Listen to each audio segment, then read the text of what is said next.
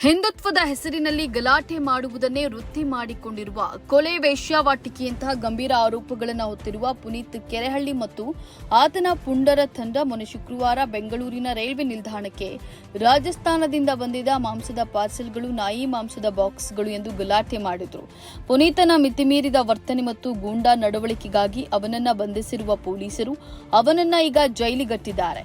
ಉಳಿದಂತೆ ಈ ಸಂದರ್ಭದಲ್ಲಿ ಆ ಪಾರ್ಸೆಲ್ ನನ್ನದು, ಅದು ಮೇಕೆ ಮಾಂಸ, ಅದನ್ನ ರಾಜಸ್ಥಾನದಿಂದ ತರಿಸಿಕೊಳ್ಳಲು ನನ್ನಲ್ಲಿ ಲೈಸೆನ್ಸ್ ಇದೆ ಎಂದು ಬಂದಿದ್ದಂತಹ ಅಬ್ದುಲ್ ರಜಾಕ್ ಸ್ಥಳಕ್ಕೆ ಬಂದಿದ್ದ ಪುನೀತ್ ಕೆರೆಹಳ್ಳಿ ನಡುವೆ ಜೋರು ವಾದ ವಿವಾದವೇ ನಡೆದು ಹೋಯಿತು.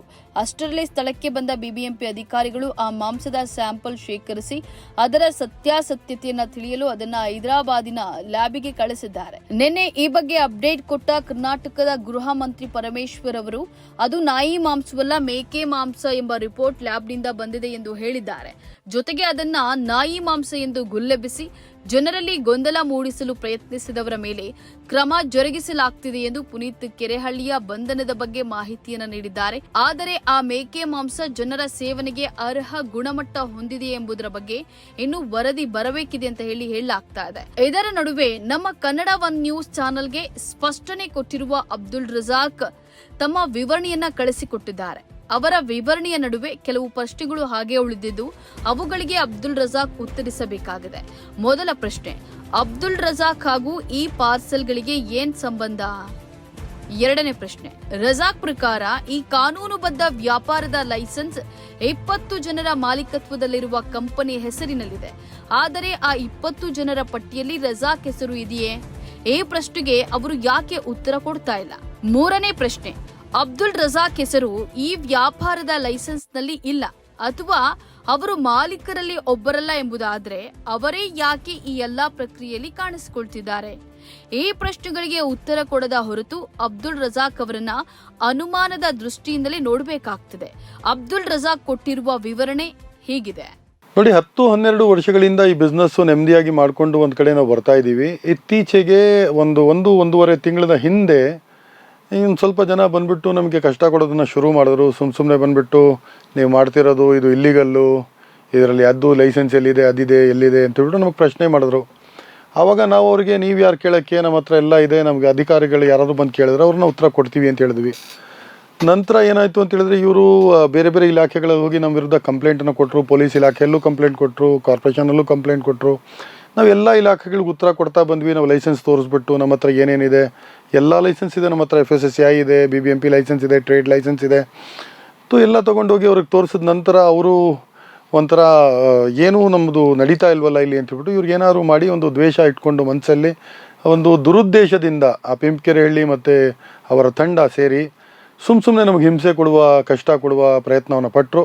ಅವರು ಎಲ್ಲೂ ಸಫಲವಾಗಿಲ್ಲ. ಲಾಸ್ಟಲ್ಲಿ ಏನು ಮಾಡಿದ್ರು ಅಂದರೆ ಏನೂ ನಡೀತಾ ಇಲ್ಲ, ಅಟ್ಲೀಸ್ಟ್ ಇವ್ರಿಗೆ ಡ್ಯಾಮೇಜ್ ಮಾಡಿ ಬಿಟ್ಬಿಡೋಣ ಅಂತೇಳ್ಬಿಟ್ಟು ಒಂದು ದುರುದ್ದೇಶದಿಂದ ಒಂದು ಚಾನಲನ್ನು ಕರ್ಕೊಂಡು ರೈಲ್ವೆ ಪ್ಲ್ಯಾಟ್ಫಾರ್ಮಲ್ಲಿ ಅವ್ರಿಗೆ ಚೆನ್ನಾಗಿ ಗೊತ್ತು ಶುಕ್ರವಾರದ ದಿನ ಮಾಂಸ ಬಂದರೆ ಸ್ಯಾಟರ್ಡೇ ಸಂಡೇ ಇವ್ರಿಗೆ ತುಂಬ ದೊಡ್ಡ ಆರ್ಡರ್ಸ್ ಇರುತ್ತೆ. ಈ ದಿನ ಬಂದು ನಾವು ಈಗ ಗಲಾಟೆ ಮಾಡಿದ್ರೆ ಇವ್ರಿಗೆ ದೊಡ್ಡ ಲಾಸ್ ಆಗುತ್ತೆ ಅಂತ. ದೇವ್ರದೆಯೇ ಇದು ಲಾಸ್ಗೀಸ್ ನಮಗೇನು ಅದು ಅಷ್ಟು ಡಿಫ್ರೆನ್ಸು ಆಗಲ್ಲ. ಬಟ್ ಇವ್ರು ಮಾಡಿದ್ದು ಸರಾಸರಿ ತಪ್ಪು.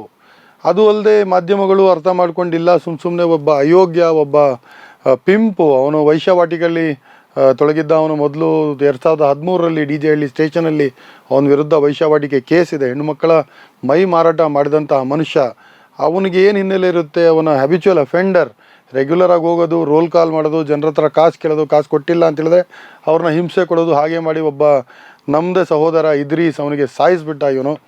ಈ ಥರದ್ದೆಲ್ಲ ಕೊಲೆಗಾರ, ಈ ಪಿಂಪು, ಇವನ ತಂಡ, ಇವ್ರ ಜೊತೆ ಸ್ವಲ್ಪ ನಮ್ಮದೇ ಸಮುದಾಯದ ಒಬ್ಬರಿಬ್ಬರು ಜನ ಇವನ ಜೊತೆ ಸೇರಿಕೊಂಡು ಅವ್ರಿಗೂ ಒಂದು ಸ್ವಲ್ಪ ದ್ವೇಷ ಎಲ್ಲ ಇಟ್ಕೊಂಡು ಇವರು ಶುಕ್ರವಾರದ ದಿನ ಬಂದು ನಮ್ಮ ಮೇಲೆ ದೌರ್ಜನ್ಯ ಮಾಡಿರ್ತಾರೆ, ನಮ್ಮ ಮೇಲೆ ಹಲ್ಲೆ ಮಾಡಿರ್ತಾರೆ. ಇದಕ್ಕೆ ಸೂಕ್ತ ಕ್ರಮ ಪೊಲೀಸ್ ಅಧಿಕಾರಿಗಳು ತೊಗೊಂಡಿದ್ದಾರೆ. ನಾಳೆ ದಿನ ನಾವು ಹೋಗಿ ಇವ್ರ ವಿರುದ್ಧ ಕಂಪ್ಲೇಂಟು ಕೊಡ್ತಾ ಇದ್ದೀವಿ. ಬಟ್ ಓವರಾಲ್ ಇಶ್ಯೂ ಏನು ಅಂತ ಹೇಳಿದ್ರೆ, ಬಾಲ ಇರುವ ಕುರಿಗಳು ನಾರ್ತ್ ಇಂಡಿಯಾದಿಂದ ಬರ್ತವೆ.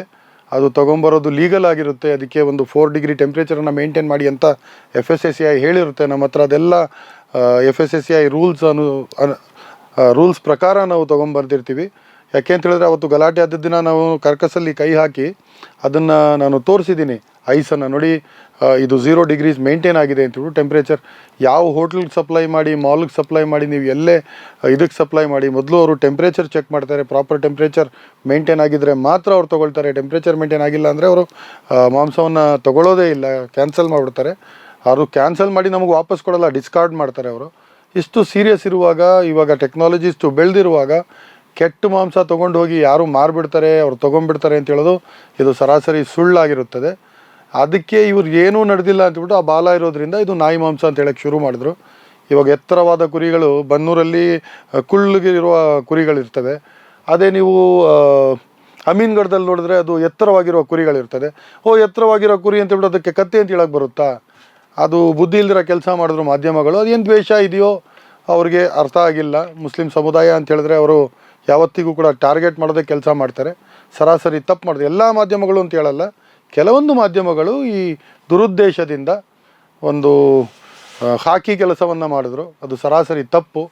ಯಾಕೆಂದರೆ ಒಂದು ಕಮ್ಯುನಿಟಿ, ಒಂದು ಸಮುದಾಯ ಯಾವುದೋ ಒಂದು ವ್ಯಾಪಾರದಲ್ಲಿ ತೊಡಗಿದೆ, ಅದಕ್ಕೆ ಹೋಗ್ಬಿಟ್ಟು ಒಂದು ಕೆಟ್ಟ ಹೆಸರನ್ನು ತೊಗೊಂಬರೋದು ಒಟ್ಟಿನಲ್ಲಿ ದೇವರ ದಯೆ. ಇವತ್ತು ಬೆಳಿಗ್ಗೆ ಗೃಹ ಮಂತ್ರಿಗಳು ಇದಕ್ಕೆ ಸ್ಪಷ್ಟನೆಯನ್ನು ಕೊಟ್ಟರು.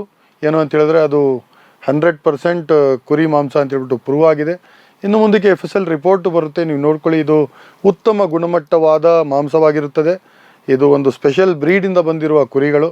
ಇದನ್ನು ಸೇವನೆ ಮಾಡಿದ್ರೆ ಯಾವುದೇ ತರಹದ ತೊಂದರೆ, ಯಾವುದೇ ತರಹದ ಏನೂ ಇರಲ್ಲ. ಯಾಕೆಂದರೆ ಈ ಕುರಿಗಳನ್ನು ಕೊಂಡುಕೊಂಡು ಇವರು ಬರ್ತಾರಲ್ಲ ಸ್ಲಾಟ್ರ್ ಹೌಸ್ಗೆ, ಅಲ್ಲಿ ಒಂದು ವೆಟ್ರನರಿ ಡಾಕ್ಟ್ರ್ ಇದನ್ನು ಚೆಕ್ ಮಾಡಿ ಸರ್ಟಿಫೈ ಮಾಡ್ತಾರೆ. ಈ ಕುರಿಗಳಿಗೆ ಯಾವುದೇ ಥರ ರೋಗ ಇಲ್ಲ ಅಂತ ಸರ್ಟಿಫೈ ಮಾಡಿದ ನಂತರವೇ ಇದು ಸ್ಲಾಟ್ರ್ ಹೌಸ್ಗೆ ಬರುತ್ತೆ. ಸ್ಲಾಟ್ರ್ ಹೌಸಲ್ಲಿ ಇದು ರೆಡಿಯಾಗಿ ಅದನ್ನು ಡ್ರೆಸ್ ಮಾಡಿ 3 ಗಂಟೆಗಳ ಕಾಲ ಅದನ್ನು ನಾವು ಹ್ಯಾಂಗ್ ಮಾಡಿ ಇಟ್ಟಿರ್ತೀವಿ. ಅದರಿಂದ ಅದು ರಕ್ತ, ನೀರು ಎಲ್ಲ ಹರಿದು ಹೋದ ನಂತರ ಅದನ್ನು ಕರೆಕ್ಟಾಗಿ ಹೈಜಿನಿಕಲಿ ಅದನ್ನು ಪ್ಯಾಕ್ ಮಾಡಿ ಅದನ್ನು ಬೆಂಗಳೂರಿಗೆ ಟ್ರಾನ್ಸ್ಪೋರ್ಟ್ ಮಾಡಿ, ಇಲ್ಲಿ ಬಂದ ನಂತರ ಅದನ್ನು ರಿಸೀವ್ ಮಾಡಿ, ಅದನ್ನು ಗೋಡನ್ಗಳಿಗೆ ತೊಗೊಂಡೋಗಿ ಅದನ್ನು ಇನ್ನೊಂದ್ಸಲಿ ಡ್ರೆಸ್ ಮಾಡಿ, ಅದಾದ ನಂತರ ಸಪ್ಲೈ ಮಾಡ್ತಾರೆ. ಫ್ರೋಝನ್ ಮೀಟ್ ತಿನ್ನಬಾರ್ದು ಅಂತ ಏನಿಲ್ಲ. FSSAI ಲೈಸೆನ್ಸಿಂಗ್ ಅಥಾರಿಟಿ ಪ್ರಕಾರ ಏನಿದೆ ಅಂತ ಹೇಳಿದ್ರೆ 18 ಡಿಗ್ರಿ -18 ಡಿಗ್ರೀಸಲ್ಲಿ ಅಕಸ್ಮಾತ್ ನೀವು ಫ್ರೀಸ್ ಮಾಡಿ ಇಟ್ಕೊಂಡಿದ್ರೆ ಅದನ್ನು ನೀವು 8 ತಿಂಗಳು, 10 ತಿಂಗಳು, 12 ತಿಂಗಳವರೆಗೂ ಸೇವನೆ ಮಾಡ್ಬೋದು ಅಂತ ಎಲ್ಲ ಇದು FSSAI ರೂಲ್ಸಲ್ಲಿ ಬರೆದಿದೆ. ಇವಾಗ ಒಂದೊಂದು ಸಲ ನಮಗೆ ಟೈಗರ್ ಪ್ರಾನ್ಸ್ ಅಂತ ಬರುತ್ತೆ, ಅದು ತುಂಬ ದೂರದಿಂದ ಬರುತ್ತೆ, ಆಸ್ಟ್ರೇಲಿಯಾ ಕಡೆಯಿಂದ ಬರುತ್ತೆ, ಇಂಪೋರ್ಟೆಡ್ ಪ್ರಾನ್ಸ್ ಅದೆಲ್ಲ. ಅದೇನು 1 ದಿನದಲ್ಲಿ, 3 ದಿನದಲ್ಲಿ, 5 ದಿನದಲ್ಲಿ ಏನು ಬರಲ್ವಲ್ಲ. ಅದು ಮೀನುಗಳು ಬರುತ್ತೆ. ಎಲ್ಲಿಂದ? ಪಶ್ಚಿಮ ಬಂಗಾಳದಿಂದ ಮೀನು ತರಿಸ್ತೀವಿ, ಗುಜರಾತಿನ ವೀರಾವಲ್ ಪೋರ್ಟಿಂದ ಮೀನು ತರಿಸ್ತೀವಿ. ಅದೆಲ್ಲ ತರಿಸ್ಬೋದು, ತಿನ್ಬೋದು, ಅದರಲ್ಲಿ ಏನೂ ಪ್ರಾಬ್ಲಮ್ ಇಲ್ಲ, ಅದರಲ್ಲಿ ಏನೂ ತೊಂದರೆ ಇಲ್ಲ. ಅದು ಸುಮ್ಮನೆ ಒಂದು ದುರುದ್ದೇಶ, ಒಂದು ದ್ವೇಷದಿಂದ ಮೀರ್ಸಾದಿಗಳು, ಅವಿವೇಕಿ, ಅಯೋಗ್ಯ, ಆ ಪಿಂಪ್ ಜೊತೆ ಸೇರಿ ಎಷ್ಟೆಲ್ಲ ರಾದ್ದಾಂತ ಮಾಡಿದ್ರು. ಏನೂ ನಮ್ಮ ಇದು ಮಾಡ್ಕೊಳಕ್ಕಾಗಿಲ್ಲ ಅವ್ರ ಕೈಯಲ್ಲಿ. ಉಲ್ಟಾ ಅವರೇ ಜೈಲಿಗೆ ಹೋಗಿದ್ದಾರೆ. ಮುಂದಕ್ಕೆ ಇವ್ರ ವಿರುದ್ಧ ನಾವು ಇನ್ನೂ ಕಂಪ್ಲೇಂಟು ಕೊಡಬೇಕಾಗಿದೆ, ಕೊಡ್ತೀವಿ. ಕಾನೂನು ಕ್ರಮ ಆಗೇ ಆಗುತ್ತೆ ಇವ್ರ ವಿರುದ್ಧ ಅಂತ ಹೇಳಕ್ಕೆ ಇಷ್ಟಪಡ್ತೀವಿ.